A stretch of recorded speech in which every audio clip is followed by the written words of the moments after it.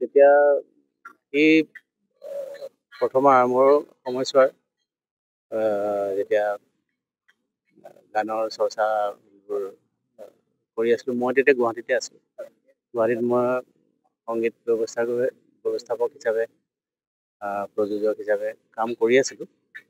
তেনেকুৱাতে সেই আমাৰ NK প্ৰডাকশ্যনৰ পৰা কিবা কিবি হয়, ময়ে কৰোঁ মষ্টলি কামবোৰ। তাৰ মাজতে মোৰ এলবাম এটা প্লেন হৈছিলে অনুৰাধা, তাৰ পৰা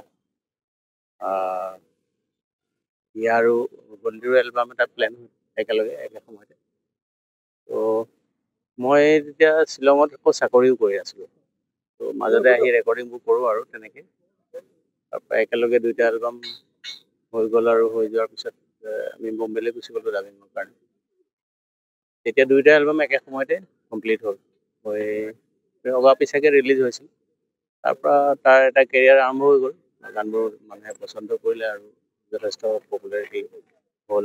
তাৰপৰা আৰু এটা দুটা এলবাম মায়া, তাৰপিছত আকৌ আশা আৰু জুবিনৰ গান, তাৰ আগতে সপোনৰ সুৰ, সেইটো ময়ে কৰিছিলোঁ। সেইধৰণে মিউজিকেলি সেইখিনি সময়ত যি ছাপোৰ্ট দিব পাৰোঁ আৰু মই দি গৈছিলোঁ আৰু মিউজিকেলি। আৰু আমাৰ মিউজিকেল ষ্টাইলটো অলপ মিল আছিল, গতিকে অসুবিধা হোৱা নাছিলে। সেইধৰণে এটা মিউজিকেল এটা বিশিষ্ট এটা মিউজিকেল এটা ষ্টাইল এটা ডেভেলপ হোৱাৰ দি হ'ল সেইখিনি সময়ত। তাৰপিছত সেইটোৱে মানে এটা ভেটি নিচিনা হৈ গ'ল, মই ভাবোঁ আৰু।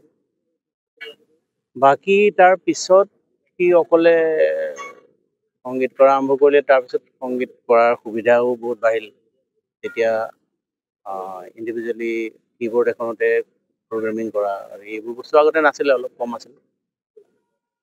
তাৰপিছত সিহঁতি ইণ্ডিভিজুৱেলি কৰা আৰম্ভ হ'ল আৰু অন্যধৰণে ময়ো শ্বিলঙৰ পৰা আকৌ বম্বে গুচি গ'লোঁ।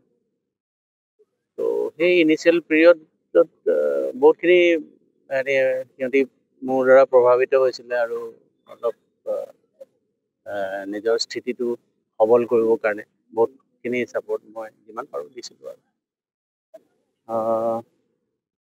অন্য বিশেষ একো নাই, এই মোৰ ভায়েই হয়, নিজৰ মামাৰ ল'ৰা। ত' সেইটো সৰুৰ পৰাতো তাক পাইছোঁৱেই আৰু অলমষ্ট মানে মোৰ ভক্তৰ নিচিনা আছিলে। ত' মোৰ পৰা যি ইমবাইব কৰিব পাৰে সি ইমবাইব কৰিছিলে, আৰু তাৰ নিজস্বতাও বহুত ষ্ট্ৰং মানে বেছত আছিলে। আমাৰ ঘৰখনৰ সাংস্কৃতিক পৰিৱেশটো ভালকৈ পাই গৈছিলে। যিমানখিনি পৰিজন যি আছে সকলোৱে গান গায় আৰু নহ'লে নাটক কৰে। ত' তেনেকুৱা এটা ফেমিলিৰ মাজত যেনেকৈ ডেভেলপমেণ্ট হ'ব পাৰে য়ং ল'ৰাৰ, সেইখিনি সি তাৰ ক্ষেত্ৰত যথেষ্ট মানে পজিটিভলি ডেভেলপ হৈছিল। তাৰে এই ৰূপত যোৱাৰ পিছত কিন্তু এই ওপৰলৈ যোৱাৰ পিছৰখিনি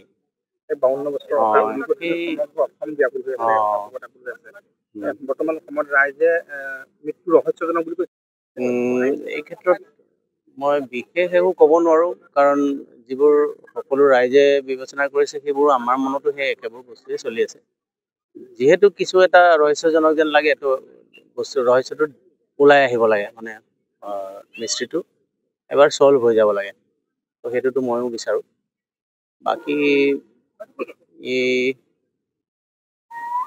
এনেকুৱা এটা অন্ত কামনা কৰা নাছিলোঁ কোনেও,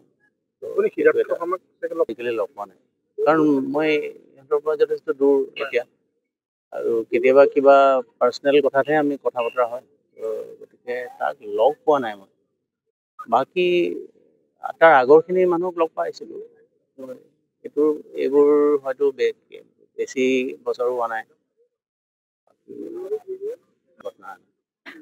এই 50 ইয়াৰ্ছৰ চেলিব্ৰেশ্যনটোৰ কথা মই শুনিছিলোঁ, মই আহিব নোৱাৰিলোঁ। সেয়া আৰু এইটো এটা সাংঘাতিক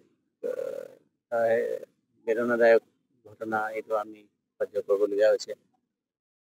বাকী নাজানো ক'ত কাৰ কেনেকৈ কি ভুল হ'ল, সেই ৰহস্যটো উদঘাটন হোৱা উচিত, মই কামনা কৰোঁ এইটো।